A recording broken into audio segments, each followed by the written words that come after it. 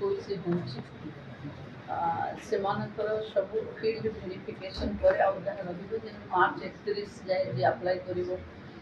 काली आज सुधा लक्षे 50,000 ହେଇଗଲାଣି ତାକୁ କୋଟିରୁ ଅଧିକ ମହିଳାଙ୍କ ପାଖରେ ଆସନ୍ତା କାଲି ସୁବିଧା ପହଞ୍ଚିବ। ଆଉ କଥା କାଲି କୋଠି ଦିଆଯିବ ଆଉ କାଲି ଆମ କନଫରେନ୍ସ ହଲରେ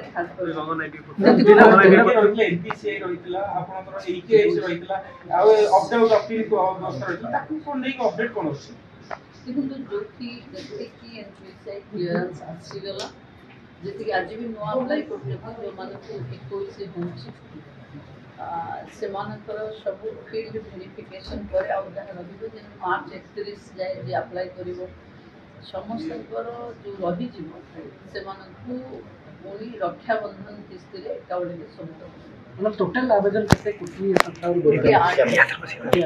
कोटी 8 लक्ष होउछि।